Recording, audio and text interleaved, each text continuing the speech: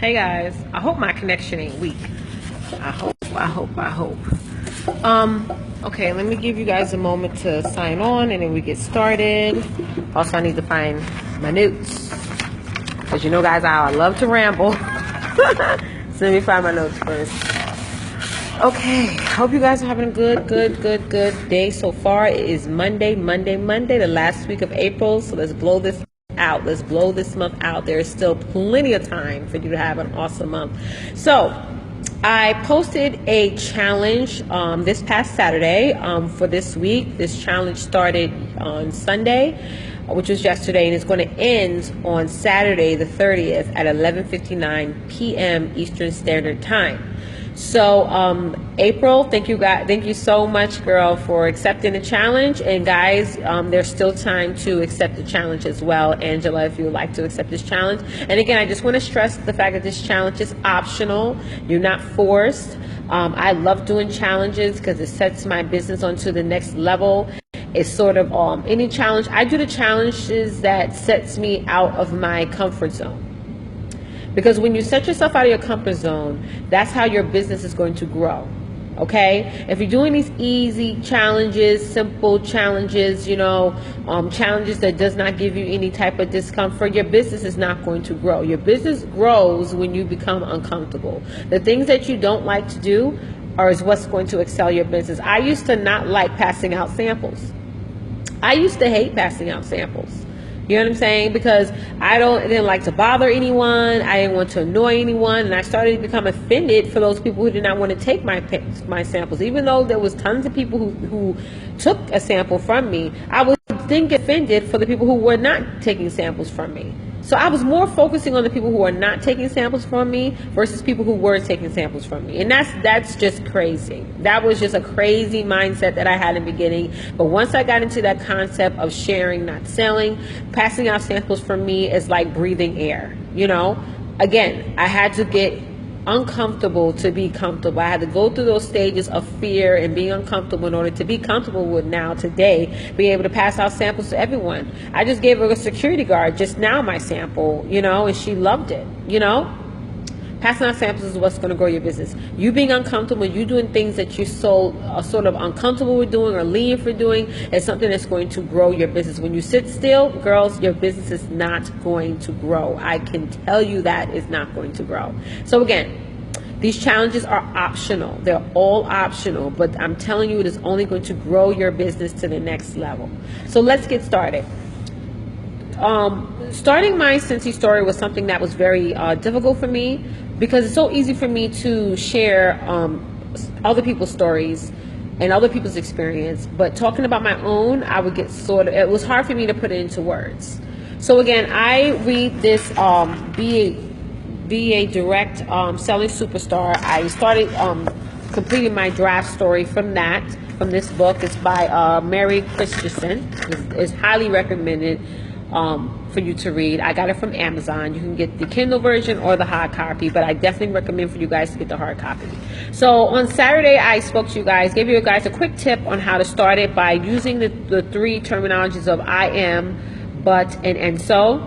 So I want to get a little bit detail on that because to make sure you guys are not confused. And if you have any questions, please feel free to reach out to me. So I'm going to give you a couple examples that's listed in the book that other people use to start off their stories. These are some of these are not Scentsy related, but you sort of get the idea and the concept. So the first one is I am. We're starting off with I am a registered nurse and I love my job, but I find the shifts were quite difficult, especially in winter, and so I'm working towards making this my full-time job. So she used I am by saying that she's a registered nurse. That's what she's doing now. And then she said, but her shifts are difficult, especially in the winter. So she's talking about what she is and also going into the challenges. Your butt should be your challenges with your job, what challenges you have. I know, April, when we first started speaking before you joined, you explained to me some of the challenges that you have in your job. So that's a good part when you go into the butt part of this story of writing your story. Definitely emphasize the challenges that you're having right now with your job, the difficulty that you're having right now with your job. And then she went to, and so I'm working towards making this my full-time job. Okay. A registered nurse and I love my job, but I'm working on making this a full-time job. So you could say I'm working on making Scentsy my full-time job. The next thing is I am a doctor, but so many of my patients could avoid a visit to my office if they took better care of themselves. And so I started my nutritional business to help my patients stay healthy. It's much more rewarding than waiting for my patients to get sick before they seek my advice. So true. That's good nutritional career. Okay, now we're gonna go down and talk about another story. Okay, I am a teacher, but because I was the last one to be hired, I will be the first one to go if the school budget is cut. It's stressful not knowing if I have a job each year. Then she went to, and so I have decided to work for myself. I'm not starting out, but I'm having so much fun. It hardly feels like work. And the support I get from the company is amazing. So that's a good story as well. These are just some examples, guys, you guys can use in starting your Scentsy story. And guys, it's so important for you guys to have a Scentsy story, and I'm going to talk about the reason why in a second. Okay, next story is I am a stay-at-home mom, and I'm lucky my husband has a good job. But it seems everything he earns gets eaten up by bills. And so the business pays for the extras we enjoy as a family. This year, I'm working towards a family trip to Disneyland. Okay? And now these examples are, if you're a full-time direct selling, a more appropriate template is, this is another template you could use, is I was, but, and so. So let me give you guys some examples. I was an engineer for a construction firm. This is going to be my story one day. Not this exact story, but eventually I'm going to use this type of template. I was, but, and so. So let's get into some examples. I was an engineer for a construction firm, but when the economy slowed down, I lost my job. And so I started my own business after 6 months. My only regret is I didn't do it sooner. What felt like a disaster when it happened turns out to be a blessing. I used to spend 2 hours a day commuting. Now my commute is 2 minutes, and I can spend that time with my wife and kids. Okay? Next one is I was in business for myself. I own a hair salon, but it was hard doing it alone. I was always fretting about whether I could find the right staff or pay the bills. Then my landlord raised my rent. And so I decided to look for a business where I had more control and more freedom, and I found it. Now, you notice that every story is one of a personal growth. Don't be afraid to show vulnerability.